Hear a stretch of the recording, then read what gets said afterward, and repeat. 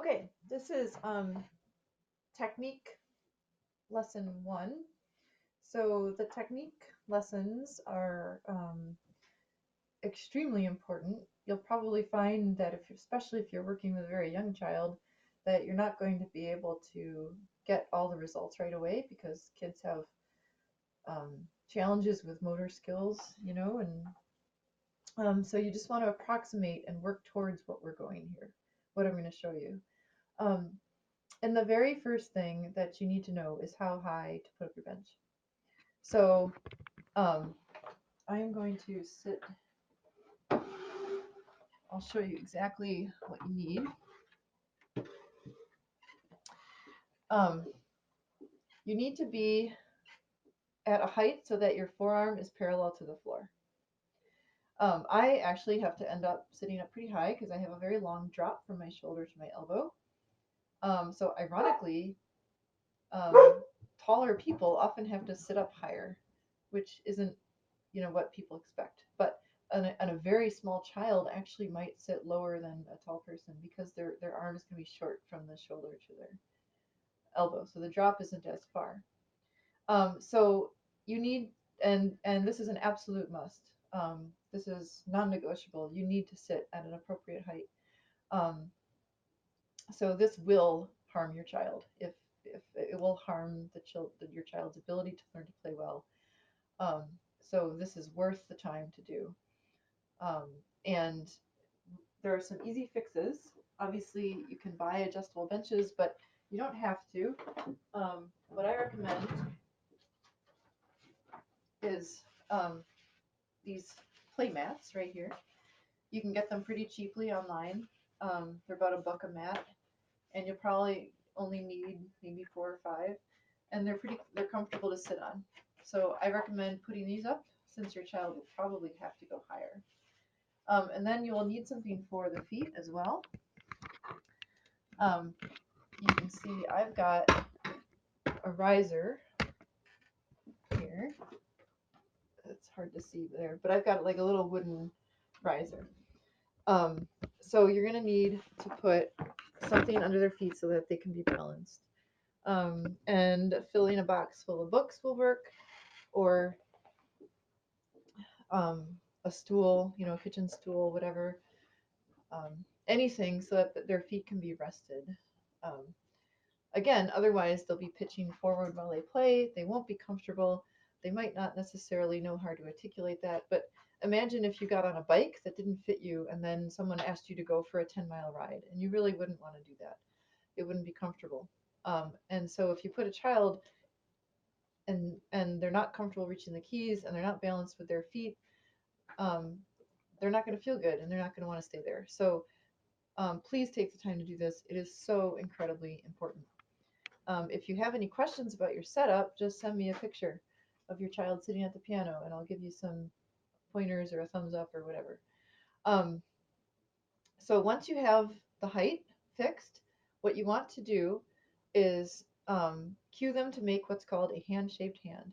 This is something that most children understand kind of intuitively. So it's just a nice cue. This is a hand-shaped hand. Boom. So the fingers are their natural length.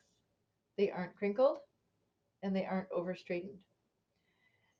If your child is over straightening, it's probably because their hands are really small and they want to reach the keys. I wouldn't worry about that. That usually self-corrects when they learn how to navigate the piano a little bit better and their hands start to grow.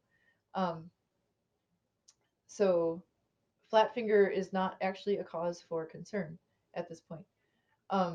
Crinkle fingers is definitely something we want to get on top of.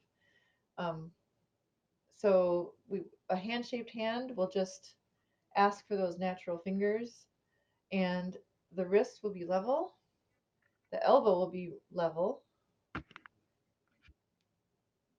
with the keys, and the knuckles, these knuckles right here, should be visible. These are the metacarpal phalangeal joint knuckles right here, MCP joint. We can just call them the main knuckles. The fingers drop from these knuckles to play the keys, like so. What's important for your child right now is to approximate this. When they play the piano, ask for a hand-shaped hand. Maybe you can help them make it just by, um, holding on kind of right around here to keep this. Usually, I put my hand inside, right underneath the main knuckles, to give some support, like that. And this is a nice soft way to help your child make a hand-shaped hand. And don't be surprised, you will probably not get anywhere near this. Most of my students play without hand-shaped hands for a while, and I just keep working on them. It's just because they're trying to navigate the piano. They're young, they don't have a lot of motor skills. You just keep on it. Um, I suggest doing a couple good ones. Let's have a really good hand-shaped hand. Just play a note with a finger. Doesn't really matter what note, what finger, and just ask for a really good hand-shaped hand and do the best you can. Um, if they are seated properly, like as the beginning of the video, um, it shouldn't be very hard for them to do this because their fingers will naturally be able to drop. If they were too low, they'll be coming up to the piano like this, and their fingers are going to do weird stuff. If they're too high, they'll be coming like this, and their hands will plane out. They'll look like this. If you have a child that's playing like this, they're probably too high. If you have a child that's playing like this, they might be too low. Usually a child at the right height, often they do still play with their wrist a little bit and we have to help them, but you should be able to get this hand-shaped hand.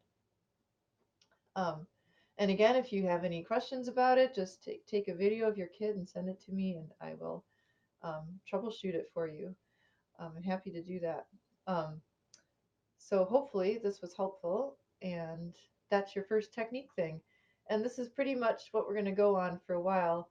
The technique videos are not going to be as um, uh, steady as the other videos because technique study comes in kind of wider ranges. Children have to get used to things before they try a new skill for technique stuff. All right, thank you so much.